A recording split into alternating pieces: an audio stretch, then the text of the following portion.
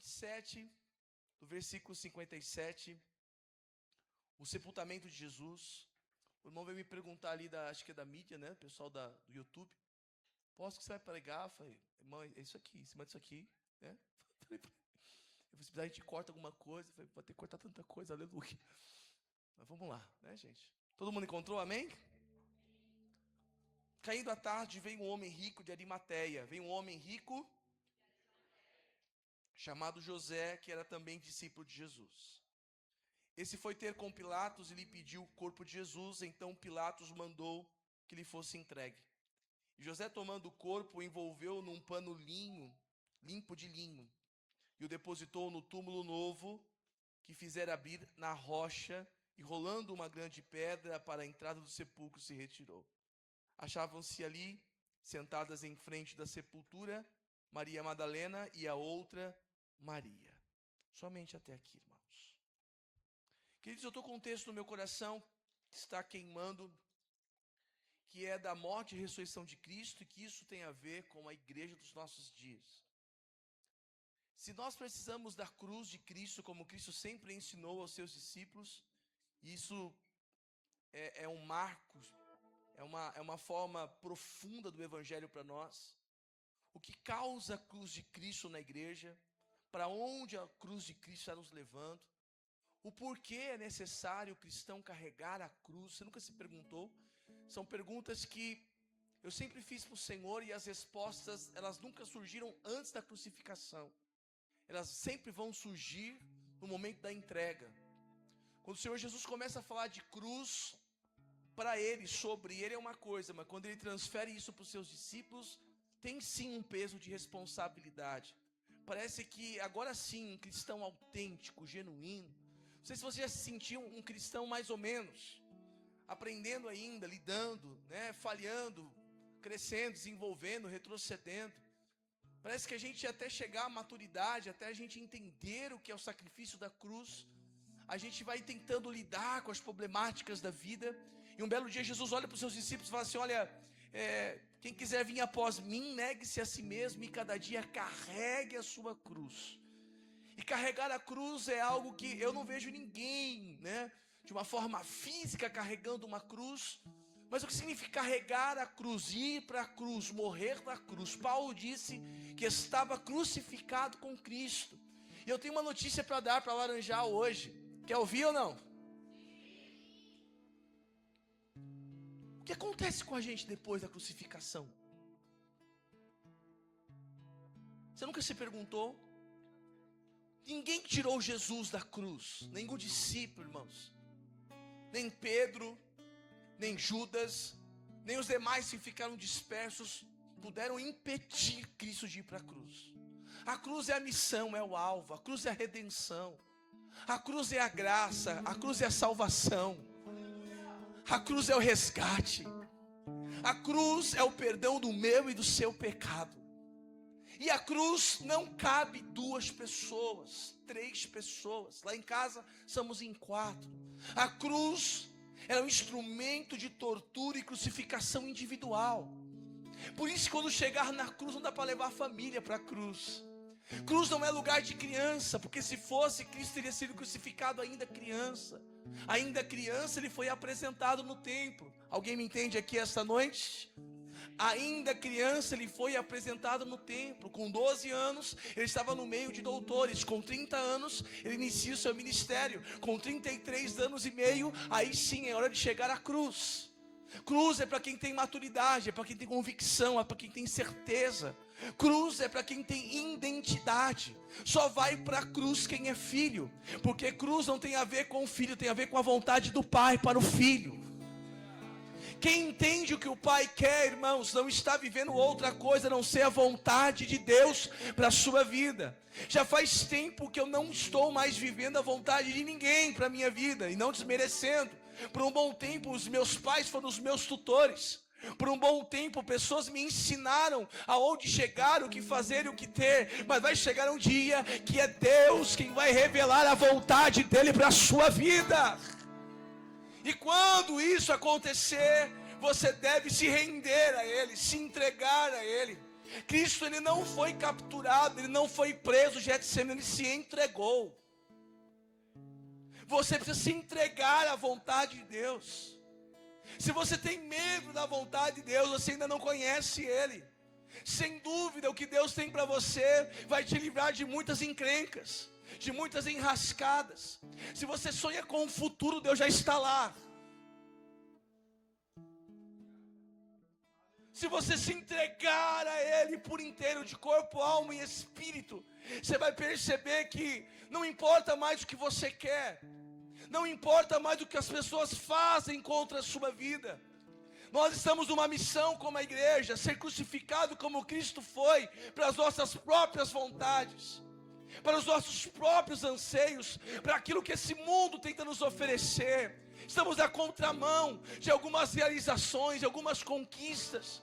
Parece, irmãos, que aquele que se dedicou e está decidido a viver algo nele e para ele, está passando por um período de rejeição, está passando por um período de um olhar de reprovação das pessoas. Não sei vocês, mas as pessoas querem pontuar o que eu tenho, o que eu conquistei ao longo de 40 anos. O que você tem com 40 anos? Não é a ver com o que eu tenho, tem a ver com o que eu aprendi. É importante ter algo depois de uma certa idade, um certo tempo, mas que vale eu ter coisas e não ter aprendido nada. O que eu aprendi fala mais do que conquistas particulares e pessoais. O que Ele me marcou diz mais respeito àquilo que Ele quer fazer no meu interior do que mostrar algo para as pessoas. Eu queria te lembrar algo da cruz. Cruz é vergonha, cruz é humilhação, cruz é dor. Cruz, as pessoas vão escarnecer de você. Cruz, as pessoas vão chamar você de ladrão e você nunca roubou uma moeda. Cruz, as pessoas vão olhar para você e não vão ver nenhuma beleza e nenhuma formosura. Quem fala isso é o profeta Isaías. Se você enxergasse o meu e o teu Cristo na cruz do Calvário, você não iria reconhecê-lo. Um outro ponto a qual você não iria entendê-lo é porque você não ia ver a sua aparência. Só que o sacrifício ainda estava perfeito. Mesmo com sangue, mesmo com coroa de espinhos, mesmo com chicotada nas costas, mesmo seminu na via dolorosa indo para o Gólgota, para o Calvário, ele ainda era o sacrifício perfeito. Cruz não é lugar de beleza. Se você está esperando beleza da cruz, a cruz ela começa a colocar em você uma humildade de Cristo. A cruz leva você para um ambiente de entrega. Na cruz não dá para se debater. Na cruz você precisa de fato se entregar totalmente. Na cruz as pessoas vão olhar para você e elas não vão entender o que você está fazendo ali. Mas eu tenho um conselho para esta igreja. Quando as pessoas tentam me procurar na minha vida, eu estou matando as minhas vontades, eu estou sacrificando os meus desejos. Tem muita coisa que eu quero, irmãos, até posso, mas quando eu vou para a vontade do Pai para mim, eu percebo que aquilo já passou, aquilo não é mais, aquilo não dá. Eu não sei você, eu fico procurando meios para que Ele possa fazer algo de acordo com a medida e a forma, pastor Ismael, que Ele tem para mim. E toda vez que eu tento achar um jeito de falar assim, Senhor, acrescenta isso, coloca isso, dá isso, Ele fala assim, não, eu te quero assim. A igreja vai voltar para a medida exata de Deus. Tem vida depois da cruz. O que é depois da cruz? Para Cristo é ressurreição. Para a igreja é Atos 2. Tem alguém me entendendo aqui? Para Cristo é morte e ressurreição, mas para a igreja é Pentecostes. É todos reunidos no mesmo lugar, irmãos. Vale a pena sofrer na cruz de Cristo, vale. Só que aqui é o ponto que eu quero tratar esta noite. O que acontece depois de crucificado? Cristo, depois de morto, dar o seu último suspiro, alguém vai tirar o corpo dele da cruz. Isso já é de tarde. Duas pessoas vão buscar o corpo morto de Jesus. Total total respeito, total reverência. Tiram ele por cordas. Primeiro tem que pedir autorização, lhe autorizam, tiram por cordas. Começam a limpar o corpo dele. Depois começam a enrolar o corpo dele no linho fino. Colocam ele num túmulo a qual nunca fora usado. Fecham. E aí eu quero que você entenda uma coisa. Depois que a gente entender o pós-crucificação, vai vir os cuidados para tratar aquilo que você foi crucificado. Só que tem uma coisa: quem já está morto, crucificado com Cristo, estou falando das suas vontades, estou falando das suas razões, estou falando do seu achismo, estou falando do seu orgulho, do seu ego, do seu eu e do meu também. A gente não vê o que as pessoas estão fazendo. Vai chegar uma fase da sua vida que você não vai nem perceber o que as pessoas estão fazendo em prol de você. É como se arrancasse, pastores que estão aqui, a lenha velha que hoje é cinza do altar, para que se colocasse lenha nova. Se vocês voltarem na velha aliança, vocês vão se lembrar do quê? Tinha que vestir uma roupa branca de linho, só para tirar cinza. Se não fosse importante tirar a cinza velha, se não fosse reverência, entendimento, Deus não teria estipulado desta forma. Se não fosse importante tirar o corpo de Cristo da cruz, foi importante.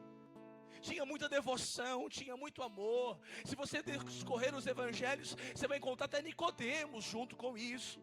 Aquele que esteve com Jesus de noite para não ser visto por todo mundo. Agora ele está ali limpando, ele está cuidando, mas isso é algo muito rápido. O mais importante foi quem fez isso em vida. O mais importante é quem entrou dentro da casa de um fariseu e não só entregou um nardo, um unguento puro, mas também entregou uma adoração genuína e poderosa. Alguém fez isso em vida. E alguém também estava preocupado em fazer isso pós-morte. Você entende que nunca vai faltar consolo, nunca vai faltar refrigério. Eu posso não estar nem em condição, já passou por isso, eu não estou nem em condição de ser consolado, confortado. Principalmente quem está aqui já perdeu ente querido, vocês sabem com muito respeito a dor de cada um de vocês. A gente está anestesiado, a ficha ainda não caiu. Algumas pessoas importantes fazem a gente desmontar no velório, mas ainda não é a dor máxima, ainda não é a dificuldade em si. É gigante, é um misto de emoções e sentimentos. Quando alguém está limpando o corpo de Jesus, eles nem imaginavam que ele teria falado que iria acontecer. Porque cruz não é só morte, cruz também é ressurreição.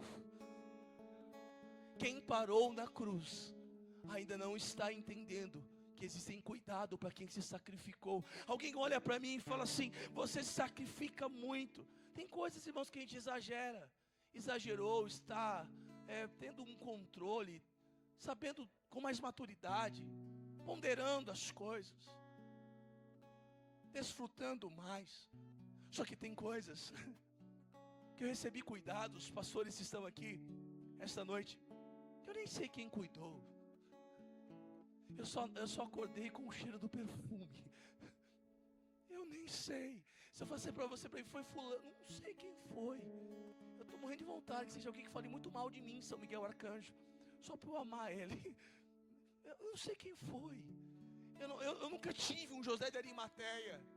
Eu nunca tive um Nicodemos. Eu não estou me comparando a Jesus. Estou dizendo para você que a igreja ela não pode parar na cruz. A igreja ela tem que entender o que significa a cruz. A cruz hoje está vazia. A cruz hoje está vazia. A cruz não parou o nosso Cristo. A morte não parou o nosso Cristo. E eu vou te falar uma coisa. A filha de Jairo morreu 2 vezes, ela reviveu. Lembra da filha de Jairo? Uma menina que estava enferma, morreu. Jesus entrou dentro da casa dela. Talita cumi, significa menina, eu te ordeno, levanta-te. Ok, voltou à vida. Mas ela teve que morrer pela segunda vez. O filho da viúva de Naim, saindo de Naim, para enterrar o menino aonde o marido já estava enterrado. O Senhor colocou a mão no esquife, ele reviveu, ficou sentado e reviveu, teve que morrer de novo. Lázaro, amigo de Jesus, morreu, reviveu, mas teve que morrer de novo. Todo mundo que Jesus reviveu teve que morrer de novo, mas ele ressuscitou. O que significa isso, igreja? Que ele não precisa morrer de novo. Ele ressuscitou. Essa igreja está aqui porque ele ressuscitou. E se ele ressuscitou, o que há de acontecer quando Cristo voltar? Ele vai reviver, ele vai ressuscitar aqueles que foram antes de nós. E eu tenho uma boa mensagem para dizer para vocês aqui hoje. Nós vamos ver um Cristo além da cruz, além do túmulo vazio. Nós vamos ver um Cristo além de especiarias para um corpo de um morto. Agora eu não quero mais só limpar o corpo dele. Agora eu quero celebrar a vitória dele. A igreja vai voltar a celebrar a vitória de Cristo. Um dia uma pessoa me perguntou qual é a maior vitória de Cristo. Foi ter vencido o pecado, foi ter vencido a iniquidade, foi ter vencido a frieza, foi ter vencido o abandono, foi ter vencido a separação. Qual é a maior vitória de Cristo? Não parou na traição, não parou naquele que negou, não parou naquele que ficou disperso. Nós estamos parando em pessoas, e a cruz nos leva a seguir em frente. Nós estamos parando naquilo que me fizeram, e o Senhor está convidando você essa noite. Segue em frente, segue em frente. Foi traído, mas seguiu em frente. Foi abandonado, mas seguiu em frente. Foi acometido injustiça, mas seguiu em frente. Eu vou contar algo para você. Agora é a hora de você viver o que Deus tem. É sempre após uma tragédia, é sempre após um rompimento, é sempre após uma palavra onde as pessoas querem sentenciar a nossa vida. Aí vem o Senhor e mostra pra gente que existe uma vida após a cruz. Eu tenho uma pergunta para Laranjal essa noite: onde vocês estão? Sendo cuidado por alguém, pronto para sair desse túmulo com Cristo, entrar em Atos 2, ser empoderado pelo Espírito Santo, ser enviado por Ele, cheio do Espírito de Deus. E sabe por que a gente não está animado, irmãos? Eu não estou falando de desânimo como se fosse algo ruim. Estou dizendo que sabe por que a gente não tem mais ânimo? Porque nós estamos presos a quem não morreu como nós morremos para as nossas vontades. Se desprenda daqueles que estão vivos demais para entender o que Deus tem com você. Quando eu falo se desprenda, irmão, não liga, não deixa nada interferir, nada atrapalhar. Eu sempre fui alguém de poucos amigos, não sei você. Eu não estou falando do Ismael. Ismael é uma pessoa que eu falo praticamente mensalmente com ele, coisas a respeito do reino. Estou falando de amigos, irmãos, amigos. Eu não estou nem desmerecendo as pessoas que andam comigo. Estou dizendo para você porque por conta da forma como Deus me mandou viver, eu não tenho gente que queira viver como eu vivo. Então, como eles não querem viver como eu vivo mais sozinho do que com pessoas perto de mim. E eu não tenho problema com isso. O problema é quando eu quero olhar para eles. Se você ficar olhando para quem ainda não morreu, para as próprias vontades, você vai ter desejos e vontades delas. Morra para você. Dê o último suspiro. Pai, a ti entrego o meu espírito. Se renda por inteiro. Deixe alguém tirar você da cruz. Em outras palavras, deixe alguém cuidar de você. Você já morreu. Deixa alguém cuidar de você. Aí você fala assim, mas quem está cuidando do Senhor? Ô irmão, tantas pessoas que o Senhor envia, levanta. Eu falo, está aqui, querido. Essa é a dor, é aqui que está a causa. Este é o problema. As crianças estavam louvando aqui, eu estava falando algo para o Ismael, o meu filho, para ele. Estou muito feliz, estou muito honrado. Só que o Lourenço é a minha pessoa, com o rosto da Márcia. É igualzinho. Parece que eu estou brigando com a Márcia, mas estou brigando comigo mesmo. Ai, que raiva que dá tem hora. Porque eu penso que eu estou ganhando, mas eu estou perdendo, porque eu estou brigando comigo mesmo. E qual é a luta dos nossos dias? É deixar que alguém pegue um pano com água e tire todo o sangue que a crucificação causou. Você está no melhor lugar que você poderia estar, você está na casa de Deus. Só que você ainda não deixou algumas pessoas levantadas pelo Senhor pegar um paninho e limpar o seu sangue. Porque você quer fazer isso, mas se esqueça, você está morto. Morto para você, morto para suas vontades, morto para os seus achismos. É alguém que te ama muito. José de Arimateia e Nicodemos amavam muito. Sabe qual que é a prova que eles amavam muito? Agora não tem mais que esconder. Agora não tem mais que ter vergonha. Agora não tem mais que ter medo de ninguém. Ele é nosso, ele é o meu mestre, ele é o meu rabi, ele é o meu rabone. Dá o corpo dele aqui, eu amo ele. Eles começam a limpar o corpo dele, começam a passar especiarias, enrolam ele no linho fino. Você não está se permitindo ser cuidado. Você está fingindo que você está sendo cuidado. Aqui é lugar de cuidado. Aqui é lugar de tratamento. Aqui é lugar dele colocar a mão na sua ferida. Aqui é lugar dele sarar você, sanar você. Aí a gente vai assim, a igreja está difícil, está estranho. Não, é eu que não deixo. É eu que não permito. Então deixa eles trabalharem. Deixa eles limparem. E depois que eles fizerem isso, sabe o que vai acontecer? Eles vão levar você para um lugar. Isso para mim é o máximo. Maria Madalena chega lá no sepulcro e quando ela vê a pedra removida, e ela vem com especiaria de morto também. Ele não está mais lá. Os anjos do Senhor começam a falar dessa forma: quem você veio buscar dentre os mortos não está mais aqui, ressuscitou. Sabe por que ele fala isso? Porque alguém já tinha cuidado dele. Se deixe, cuida. Irmãos, quando a gente chega no hospital inconsciente, você nem sabe quem te socorreu. Quando você chega mal no hospital, quando você vai fazer a cirurgia, você pergunta o nome de enfermeiro, nome de enfermeira. Quem é do SUS, irmão? Aleluia, irmão. Aí eu queria saber se o doutor tal vai me atender. Ah, irmão, minha mãe mandou. Você. É você, açougueirão, você, vai. É você. Por isso que é bom estar morto para você mesmo. Eu estou nessa fase. Você viu quem te ajudou? Eu falei, eu não. Você viu quem? Você viu? Eu não vi nada. Você estava onde? Você não viu? Acho que eu estava morto. Morto para as minhas convicções. Você está muito vivo. Eu estou falando de muita coisa que impede você de alcançar o que ele disse que você alcançaria. O que você acha que acontece em Atos 2?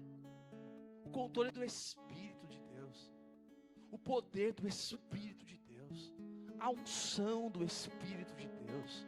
Aquilo que era uma promessa, agora é uma realidade. O que você acha que está acontecendo em Atos 2? Valeu a pena sim. Irmãos, eu vou falar uma coisa para vocês, estou quase encerrando. Se a gente não chegar em Atos como igreja, não quero voltar a ser a igreja de Atos, mas entender o que aquela igreja viveu, a gente não vai conseguir entender o valor da cruz. A gente vai criticar quem está morrendo para si mesmo. Mas sabe qual que é o plano aqui? Valeu a pena, foi de verdade, é genuíno. Para ele foi carne, foi físico. Para os apóstolos se tornaram mártires depois, também houve algo na sua carne, no seu físico. Para nós hoje é mais muito simbólico, é nível de entendimento. Para nós hoje, irmão, não tem que ficar pendurado em cruz nenhuma, é só entender o que a cruz tem o poder de causar dentro de você. Tem que te levar para a vontade de Deus. Tem que te levar para onde? Para a vontade do Espírito de Deus. Qual é o desejo de Deus em Atos? Que a igreja venha apregoar o Evangelho da redenção do Cristo crucificado, mas ressuscitou, é isso. E eu termino aqui com uma fala. Pastores que estão aqui, eles falavam da volta de Jesus, ele acabou de ir. Como se ele voltasse daqui a alguns minutos. Nós estamos falando daquele que disse que voltaria. Ô gente, e o tempo foi passando, os anos foram passando, e eles continuaram pregando a mesma mensagem.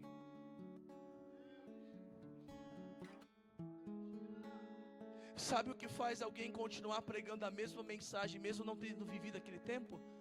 Eles seguraram até o fim, até a morte, que Cristo há de voltar. Não tem como não falar dessa mensagem sem falar da história desta igreja. O pai de vocês pregou o que até o dia de sua morte? Eu orei com ele. Qual era a mensagem que esse homem carregava? Falem vocês se lembram? O que vocês estão fazendo aqui? Falando da mesma mensagem, não tem outra, é a mesma mensagem. Por que ele falou dessa mensagem? Porque um dia alguém falou para ele. Alguém que nem presenciou falou para ele. Ele se agarrou nessa mensagem e ele não deixou nada parar ele. Eu garanto, vocês conheceram ele melhor do que eu. Se ele estivesse bem, você acha que ele faltaria de um culto, Ismael? Se ele estivesse bem, será que ele não estaria aqui todo santo dia? Se ele estivesse bem, o que parou ele foi uma cama. Mas quando eu cheguei lá, eu vi ele louvando. Sabe o que significa? Ele acredita no evangelho da cruz. Ele foi até o último dia. Eu estou pregando para uma igreja, a qual o pastor dessa igreja, ele continuou confiando, acreditando, pregando o evangelho, mesmo sem precisar abrir a boca. E qual é o papel dessa igreja agora? Manifestar, declarar, pôr para fora aquilo que Cristo está fazendo por nós nesse lugar. Dê uma resposta como a igreja de Atos. Irmãos, as pessoas vão passar aqui na frente, vão sentir o desejo de entrar aqui, porque querem entender o calor, o fogo do Espírito, o amor. Fica algumas pessoas lá fora, quando puder mesmo, com placas. Irmão, pega pelo braço, vem aqui. Tem gente que morre de vontade de vir aqui, mas eles têm medo. Essa é a parte que mais eu amo. Um dia uma pessoa falou assim: sabe que eu não vou na sua igreja? Eu tenho medo do que vocês pregam. Eu falei: não vá mesmo não, praga do Egito, lombriga de Faraó. Tá pensando o quê? Eu falei assim: primeiro que eu não gosto de parede preta. Eu falei: irmão, vai pra lá. Aí vocês apagam a luz. Eu falei: irmão, vá pra lá. Não, mas na verdade eu não vou porque é até legal quando eles vão pra lá e está assim, ó, o casal, você vai aguentar lá? O tratamento é grosso, o negócio pega, o caldo é grosso. Aí eu tô assim: melhor a gente esperar um pouquinho. Os casais vão pra chegar na igreja. Aí quando chega: e aí, vamos apanhar junto ou vai apanhar sozinho? Eu falei: se vira, irmão, apanha os dois juntos. Eles morrem de medo. Nós somos conhecidos como uma igreja que trata caráter. Eu quero que você entenda uma coisa: essa igreja, ela é conhecida por alguma coisa. Não pela fama que os homens falam, mas por aquilo que Cristo testifica que vocês são nessa cidade. Aqui é a igreja da cruz. Aqui é a igreja da cruz. Aqui é a igreja da cruz vazia. Aqui é a igreja que por um bom tempo, os congressos que eu preguei, irmão, que eu participei, meu Deus, não cabia ninguém, né, Ismael? Tinha dia que eu falei assim: Ismael, o que você está fazendo, doido do céu? Ele falou assim: pastor, nem que fique gente para fora, nem que fique gente do outro lado. Mas vou contar uma coisa para você: eu gosto daqui, mas tem coisa que a gente viveu lá que nunca mais vai voltar, irmãos. Eu amo isso aqui, eu amo estar aqui, é daqui para mais longe, para maior. Mas quem viveu naquele tempo, eu não estou saudoso não, mas só estou te lembrando da mensagem que essa igreja carrega. Quem viveu lá preparou o que nós estamos vivendo aqui. Quem plantou lá está colhendo aqui. Vamos fazer um desafio aqui essa noite? Vamos fazer viver hoje o que Deus já fez lá, porque Ele é o mesmo. Ele é o mesmo, Ele é o mesmo, Ele é o mesmo, Ele é o mesmo. Eu queria tanto pegar hoje algumas pessoas aqui e falar assim: irmão, vamos limpar isso aí. Vai infeccionar. Vai doer mais, mas irmão, você já está morto para você mesmo. E se você ainda não está, trate de matar logo isso aí. Trate de matar. Trate de dar um fim em tudo isso.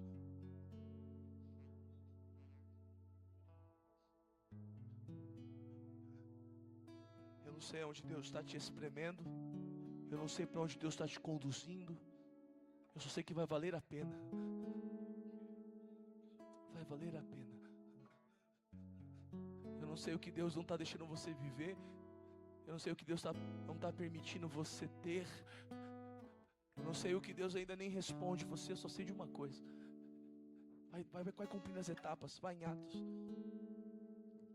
Todo mundo vai ser cheio do Espírito. Línguas repartidas como de fogo vão estar sobre nós.